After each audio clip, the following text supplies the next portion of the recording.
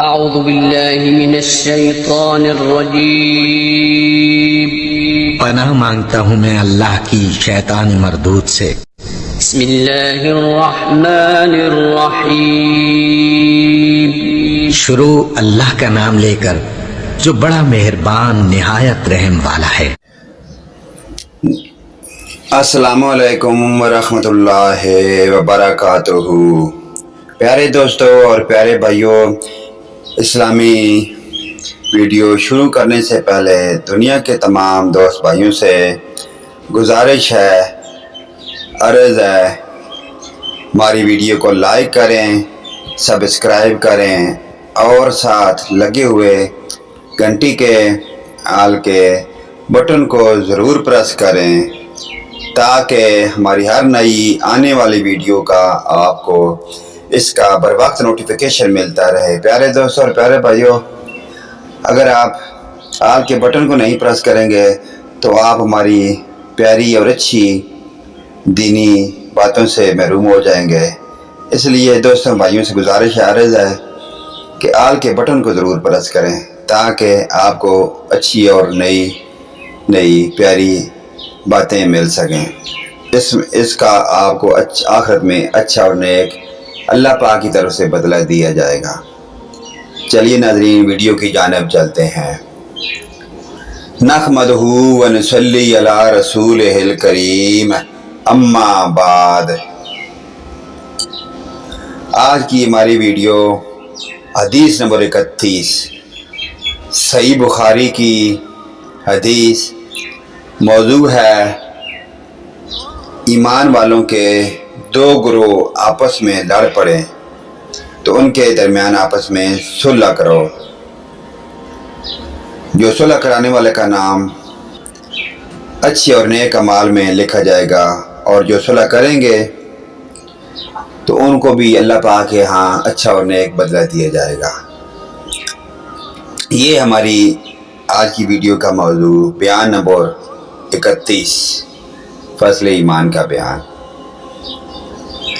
ہم سے سلیمان بن حرب نے بیان کیا کہ ہم سے شعبہ نے بیان کیا، انہوں نے اسے وصل ادب سے،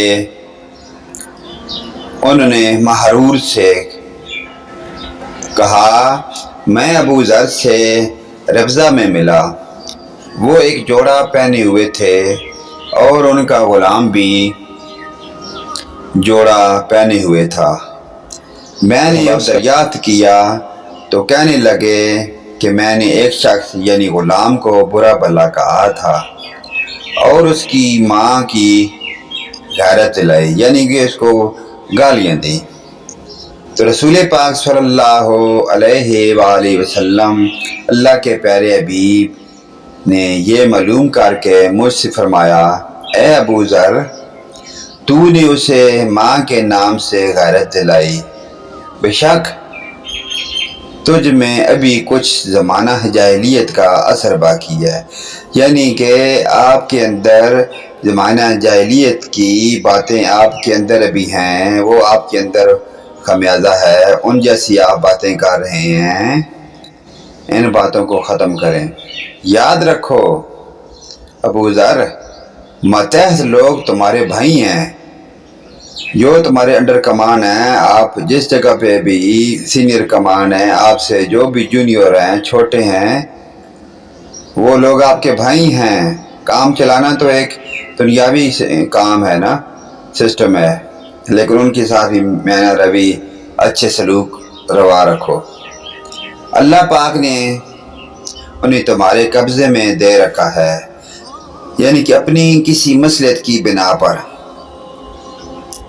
تو جس کے ماتحت اس کا کوئی بھائی ہو تو اس کو بھی وہی کھلائے جو آپ کھاتے ہیں، اور وہی کپڑا اسے پہنائے جو آپ خود پہنتے ہیں، اور ان کو اتنے کام کی تکلیف نہ دو کہ ان کے لیے مشکل ہو جائے، اور اگر کوئی سخت کام ڈالو تو تم خود بھی ان کی مدد کرو۔ یہ ہے اسلام کا اللہ خلیق کا اللہ پاک کی طرف سے دیا ہوا حکم اے کام. اگر آپ دنیا میں کسی جگہ پہ بھی آپ کو عروج ملتا ہے، آپ ملک کے صدر وزیر اعظم بن جاتے ہیں، کسی عہدے پہ بن جاتے ہیں، کسی محکمے کے سربراہ بن جاتے ہیں، تو آپ کے جونیئر کمانڈ ہیں، آپ کے جو جونیئر ہیں، آپ کے جو نیچے کام کرنے والے ہیں، ان سے اللہ پاک کی طرف سے یہی حکم مل رہا ہے کہ ان سے آپ اچھا اور نیک سلوک کریں، ان کی جو ہیلپ ہو سکتی ہے آپ ہیلپ کریں. کام تو جو ڈیوٹی کام ہے وہ تو ہر انسان نے اپنا کرنا ہے اور ایمانداری سے کریں. جونیئر طبقے والا وہ بھی اپنی ذمہ داری نبھائے حق سچ کے ساتھ، اور جو سینئر ہے وہ بھی اپنی حق سچ کے ساتھ ذمہ داری نبھائے اور مخلوق خدا سے اور اپنے جونیئر کمانڈ سے، اپنے بالا کمانڈ سے میں روی رکھے. اس سے اللہ پاک کی ذات، اللہ کا پیارا ہم سے راضی ہوگا. اس لیے ابھی بار بار ہمیں قرآن پاک کی طرف سے یہی تلقین کی جاتی ہے، حدیث میں بتایا جاتا ہے، مسلمان کو یہی تلقین کی جاتی ہے کہ آپ چھوٹوں کے ساتھ شفقت، بڑوں کے ساتھ پیار محبت، ہر کسی کی، عورتوں، ماؤں، بہنوں، بیٹیوں کی عزت نفس کا خیال کریں. اللہ پاک ہمیں جزائے خیر عطا فرمائے اور آخرت کی فکر کرنے کی توفیق عطا فرمائے. نیکسٹ ویڈیو لے کر پیارے دوستوں اور پیارے بھائیوں کے لیے ہم دوبارہ حاضر ہوں گے. اجازت دیں. آمین ثم آمین یا رب العالمین.